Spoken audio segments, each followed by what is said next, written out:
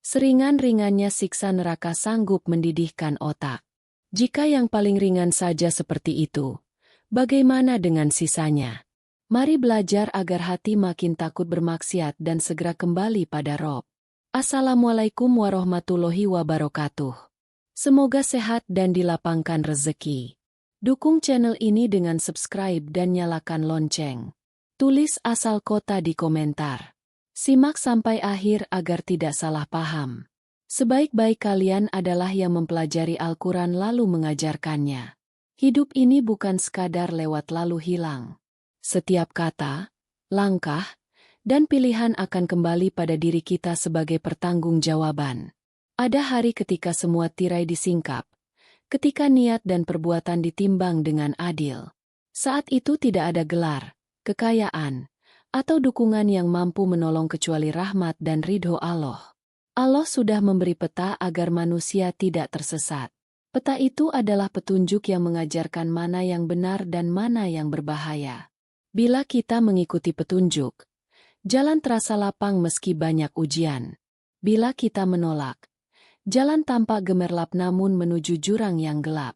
Al-Quran mengingatkan bahwa neraka adalah seburuk-buruk tempat kembali bagi mereka yang ingkar. Kalimat ini bukan ancaman kosong. Ini adalah peringatan yang lahir dari kasih sayang agar manusia segera kembali. Tidak ada yang lebih rugi dari orang yang merasa aman dengan maksiat kecil lalu menutup mata terhadap akibatnya. Bayangkan seseorang yang sibuk sepanjang hari, mengejar hasil dunia, namun melupakan satu hal yang paling penting. Ia lupa bahwa setiap nikmat adalah amanah dan setiap amanah punya hisab.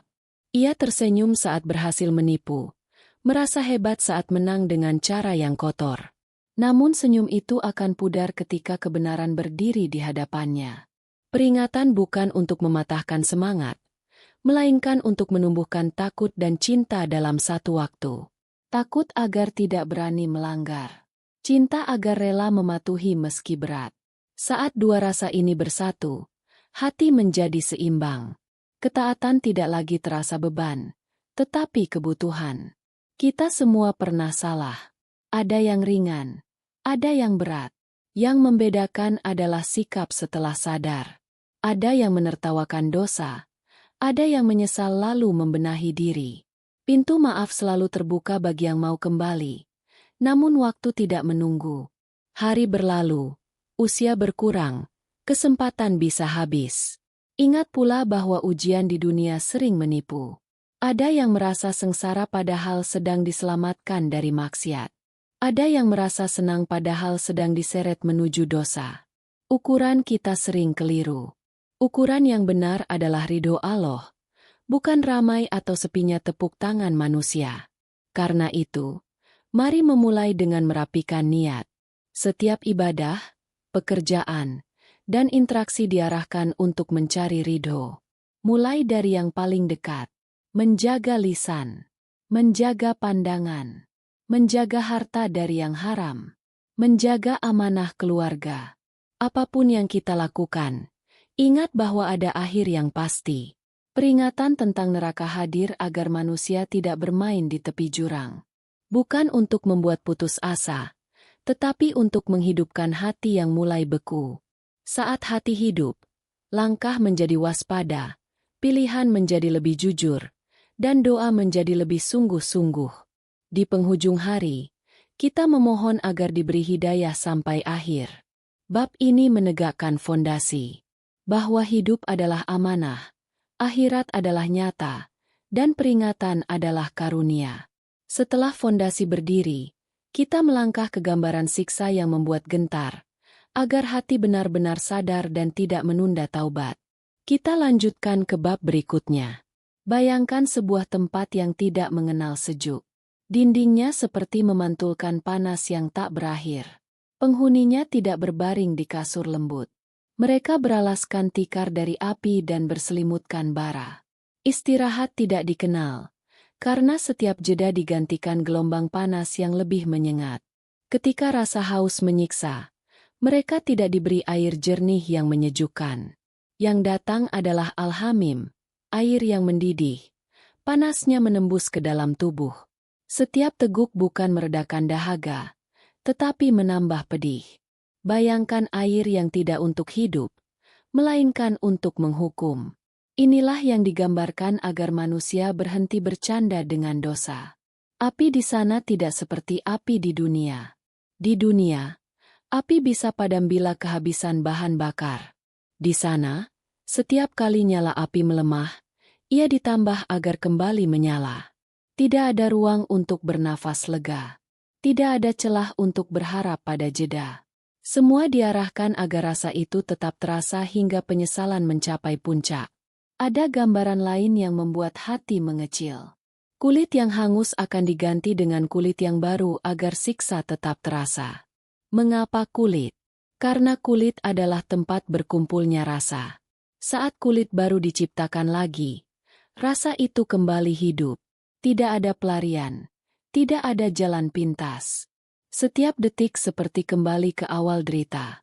Kalimat paling menakutkan bukan hanya tentang panasnya api, tetapi tentang kepastian bahwa azab tidak berkurang. Ucapan tegas itu seperti pintu yang tertutup rapat. Rasa ini membuat orang beriman menunduk, memohon agar dikuatkan untuk menjauhi maksiat, dan diberi kemampuan untuk istiqomah sampai akhir. Gambaran ini bukan untuk menyiksa imajinasi, melainkan untuk menyelamatkan langkah nyata. Saat hendak menipu, ingat tikar dari api. Saat hendak memakan yang haram, ingat air yang mendidih. Saat hendak meremehkan sholat, ingat kulit yang diganti agar azab tetap terasa. Peringatan yang kuat sering menjadi benteng terakhir sebelum kaki benar-benar melangkah ke jurang. Ada yang berkata bahwa dosa kecil tidak apa-apa. Namun dari celah kecil itulah banjir masuk. Dari senyap itulah hati mengeras. Hari ini tertawa atas maksiat. Besok sulit merasakan manisnya ibadah. Maka jangan memberi ruang bagi kelalaian. Bila terjatuh, segera bangun. Bila terlanjur, segera bertaubat. Jangan menunda sampai pintu tertutup. Di titik ini, hati yang hidup akan berdoa dengan kalimat yang sederhana. Ya Allah, jauhkan kami dari api neraka. Lindungi kami dan keluarga kami. Bukakan jalan halal yang berkah. Kuatkan kami untuk taat. Doa yang sederhana, namun jika keluar dari hati yang sadar, ia menjadi kekuatan yang mengubah pilihan. Bab ini menanam rasa gentar yang sehat. Rasa gentar yang menolong manusia untuk menahan diri. Setelah kita paham gambaran siksa, kita akan melihat bagaimana azab itu tidak pernah padam dan mengapa ia tidak berhenti. Itulah yang akan kita temui pada bab berikutnya. Ada kalimat di dalam kitab yang membuat dada sesak. Setiap kali nyala api seakan padam, ditambah lagi nyalanya. Ini berarti tidak ada jeda untuk bernapas lega. Tidak ada menit yang longgar. Setiap detik menjadi ruang yang diisi oleh penyesalan yang tidak bisa diubah lagi. Inilah inti dari azab yang tidak pernah berhenti. Ia bukan sekadar panas. Ia adalah kesinambungan pedih yang tidak putus. Kulit disebut sebagai tempat rasa. Ketika hangus, bukan berarti derita selesai. Kulit itu diganti agar rasa kembali utuh. Ini seperti bunyi lonceng yang tidak pernah reda. Baru saja berhenti, sudah menyala lagi. Hati yang membaca ini seharusnya segera berbisik. Jangan bermain di tepi jurang. Jangan menunda tobat. Karena yang ditakutkan bukan hanya api, tetapi kepastian bahwa rasa akan terus hidup. Sebagian orang berkata, hidup hanya sekali, nikmati saja. Kalimat ini terdengar manis, padahal bisa menipu. Menikmati tanpa batas sering berarti melanggar batas. Batas itu bukan untuk menyiksa, tetapi untuk menyelamatkan. Seperti pagar di tepi tebing. Ia mengganggu pandangan, namun mencegah manusia jatuh. Saat pagar diabaikan, jatuh menjadi tinggal tunggu waktu. Ada pula yang berbisik, dosa kecil tidak akan apa-apa. Inilah jebakan paling halus. Dosa kecil yang dibiarkan tumbuh akan menjadi kebiasaan. Kebiasaan membentuk sifat. Sifat melahirkan nasib. Hari ini menunda sholat. Besok ringan membuka pintu haram.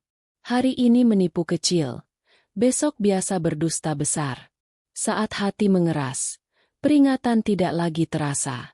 Lalu orang itu berjalan tenang di atas jembatan rapuh menuju jurang. Azab yang tidak pada mengajarkan satu hal penting. Jangan meletakkan harapan pada berhentinya siksa di sana. Letakkan harapan pada rahmat di sini. Sebelum pintu tertutup. Sebelum napas terakhir. Selama waktu masih ada kesempatan untuk membalik arah. Masih ada waktu untuk menutup celah dosa kecil. Masih ada waktu untuk memperbaiki hak sesama yang pernah dilanggar. Bayangkan seseorang yang lelah karena panasnya api dunia. Ia mencari teduh. Dan saat berteduh ia sadar. Panas di dunia ada ujungnya. Ada hujan. Ada malam. Ada kipas. Di akhirat, azab yang tidak padam tidak memiliki semua itu. Karena itu, orang beriman tidak menyepelekan peringatan. Ia menjadikannya bahan bakar untuk taat. Ia pakai rasa takut sebagai rem. Ia pakai harap sebagai setir. Ia pakai ilmu sebagai peta. Di antara tanda kasih yang besar adalah peringatan yang jelas. Kalau Allah mau, Allah bisa membiarkan manusia berjalan tanpa peringatan. Namun peringatan diturunkan agar manusia tidak tersesat terlalu jauh. Ini alasan mengapa gambaran azab diceritakan tegas. Bukan agar manusia putus asa, melainkan agar bangun. Agar tidak nyaman di zona kelalaian. Agar segera berlari ke arah ampunan. Maka mari menutup bab ini dengan tekad yang sederhana. Jangan menunda kebaikan. Jangan menyimpan dosa kecil. Kembalikan hak orang lain. Jaga lisan dari menyakiti. Jaga mata dari yang haram. Isi rumah dengan solat dan tilawah. Jadikan peringatan tentang azab yang tidak padam sebagai alasan untuk hidup lebih jujur, lebih bersih, dan lebih lembut pada sesama. Rasulullah Shallallahu Alaihi Wasallam menyampaikan sebuah gambaran yang membuat bulu kuduk berdiri. Siksa paling ringan di neraka adalah bara api yang diletakkan pada telapak kaki. Panasnya naik hingga membuat otak mendidih. Orang itu merasa tidak ada yang lebih berat azabnya daripada dirinya. Padahal ia yang paling ringan. Kalimat ini menghapus semua alasan untuk meremehkan dosa kecil. Karena jika yang paling ringan saja seperti itu, bagaimana dengan yang lebih berat? Bayangkan seseorang berdiri di atas dua bara kecil. Kecil di mata, besar di rasa. Seluruh tubuh menerima pesan dari telapak kaki. Gelombang panas merambat ke betis, menuju dada, lalu naik ke kepala. Tidak ada kursi untuk duduk. Tidak ada angin untuk mendinginkan. Tidak ada air untuk meredakan. Inilah pelajaran tentang konsekuensi yang melampaui bayangan. Gambaran ini hadir bukan untuk mematahkan langkah, tetapi untuk membenarkan arah. Jika selama ini kita berjalan santai di tepian maksiat, ini saatnya mundur. Jika selama ini kita mengoleksi dosa kecil, ini saatnya membersihkan. Kumpulkan istighfar. Perbanyak sujud. Sederhanakan gaya hidup. Tutup pintu yang membawa kepada haram. Buka pintu yang membawa kepada ridho. Siksa paling ringan mengajarkan nilai rasa. Ada dosa yang tampak kecil di mata manusia namun berat di sisi Allah. Ada dosa yang dianggap biasa oleh lingkungan, padahal ia merusak akar hati. Menyakiti orang tua. Menggampangkan janji. Mengambil yang bukan hak. Mengumbar kata yang melukai. Semua ini seperti bara kecil di telapak kaki. Nampak sepele, namun daya rusaknya tidak kecil. Ada orang yang beralasan, "Aku belum siap. Aku belum layak." Padahal siap atau tidak, waktu terus berjalan. Pagi berganti siang. Siang berganti malam. Tidak ada jaminan kita sempat menyusun rencana panjang. Karena itu, tobat terbaik adalah tobat hari ini. Kebaikan terbaik adalah kebaikan yang segera dikerjakan. Ucapkan maaf pada yang pernah tersakiti. Pulangkan hak yang tidak semestinya dibawa. Mulai jujur pada transaksi yang kecil. Dari yang kecil, Allah akan memudahkan yang besar. Pelajaran lain dari siksa paling ringan adalah empati. Kita tidak ingin merasakan bara itu. Maka jangan menjadi sebab orang lain merasakan pedih karena perbuatan kita. Jika ingin diselamatkan dari api, selamatkan orang lain dari api kecil yang kita nyalakan di dunia. Api kebencian, api fitnah, api iri. Padamkan dengan maaf, padamkan dengan doa, padamkan dengan memberi ruang. Di akhir bab ini, mari menunduk. Ya Allah, lembutkan hati kami. Jadikan kami hamba yang takut kepada azab namun berharap kepada rahmat. Jauhkan telapak kaki kami dari bara siksa. Arahkan langkah kami ke jalan yang lurus. Tetapkan kami di atas ketaatan sampai akhir hayat. Amin ya Robbal Alamin. Di hari ketika tirai dibuka, suara memohon terdengar panjang. Para penghuni neraka berseru, "Ya Rob, kami telah melihat dan mendengar. Kembalikanlah kami ke dunia. Kami akan beramal saleh." Kalimat itu keluar berulang, kadang lirih, kadang pecah. Mereka mengakui dosa, mengaku lengah, mengaku sombong. Semuanya ingin satu hal yang sama, kesempatan kedua. Namun jawaban yang datang bukan seperti yang dibayangkan. Peringatan di dunia dahulu sudah jelas. Ada utusan yang menyampaikan. Ada ayat yang dibacakan. Ada nasihat dari orang tua. Ada panggilan solat yang datang 5 kali sehari. Ada jenazah yang diantarkan, mengingatkan bahwa hidup tidak selamanya. Semua itu adalah isyarat yang mengajak pulang. Namun di masa itu, sebagian menertawakan, sebagian menunda. Sebagian merasa aman karena merasa masih muda, masih sehat, masih sibuk. Maka pada hari ini, para penjaga neraka bertanya dengan tegas, apakah di dunia tidak datang pemberi peringatan? Mereka menjawab, benar, peringatan telah datang. Kalimat itu seperti anak panah yang kembali kepada pemiliknya. Ia menembus hati yang dulu menolak. Ia menyisakan penyesalan yang tidak lagi berguna. Doa dimohonkan, air mata ditumpahkan, namun pintu yang diharap tidak juga terbuka. Ada yang meminta sekadar keringanan. Barang sehari saja. Barang sekejap. Namun jawaban yang turun membuat lutut lemas. Rasakan. Tidak akan ditambah kepadamu selain azab. Ada juga jawaban yang lebih menusuk. Tinggallah di dalamnya dan jangan berbicara dengan aku. Pada titik itu, kata-kata habis. Suara tercekat. Yang tersisa hanya sunyi yang berat. Sunyi yang menjadi penjara di dalam penjara. Di dunia, manusia takut pada penjara karena membatasi langkah. Di akhirat, penjara terbesar adalah matinya harapan. Tidak ada rencana besok. Tidak ada target baru. Tidak ada proyek tobat yang bisa mulai pekan depan. Yang ada hanya akibat yang pasti. Karena itu, orang beriman memelihara harapan di sini, bukan menunggu di sana. Harapan di sini tumbuh dengan taubat, doa, sedekah, dan amal saleh yang konsisten. Dialog para penghuni neraka juga mengajarkan satu hal yang tajam. Jangan memindahkan tanggung jawab. Dulu mereka menyalahkan keadaan, menyalahkan lingkungan, menyalahkan takdir. Padahal selalu ada ruang kecil untuk memilih. Ruang itu kadang sempit, namun tetap ada. Solat bisa dikerjakan meski letih. Lisan bisa ditahan meski marah. Harta haram bisa ditolak meski menggoda. Di sana, alasan-alasan itu rapuh. Semua runtuh di hadapan kebenaran. Karena itu, bab ini mengajak kita memutus satu kebiasaan buruk. Kebiasaan menunda. Menunda tobat. Menunda menata ulang kebiasaan. Menunda meminta maaf. Menunda mengembalikan hak. Menunda menutup pintu yang mengarah pada maksiat. Jika tidak diputus sekarang, penundaan akan tumbuh menjadi dinding. Dinding itu kelak menjadi penghalang yang sulit ditembus. Ada pula pelajaran tentang lembutnya rahmat di dunia. Selama napas masih ada, pintu masih terbuka. Allah tidak bosan menerima yang kembali. Seberat apapun masa lalu, selagi pintu ini terbuka, masih ada jalan. Maka jangan biarkan hati keras. Lembutkan dengan mengingat hari ketika semua permohonan tidak lagi diangkat.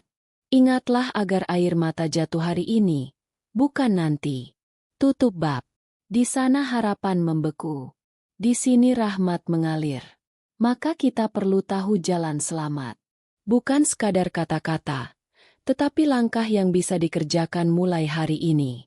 Itulah yang akan kita bahas pada bab ke-6.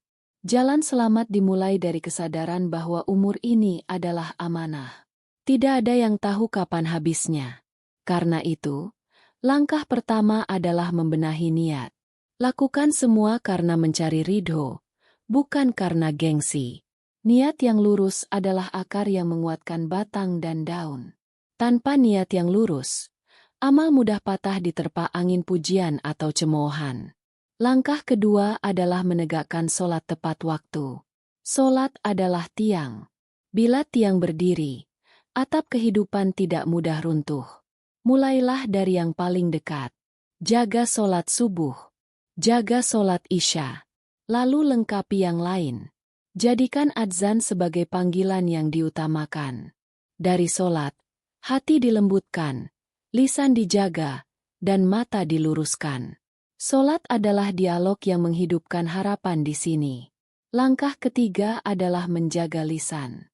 Banyak orang celaka bukan karena tangan, melainkan karena kata. Hentikan kebiasaan merendahkan. Tahan diri dari menyebar kabar yang belum jelas.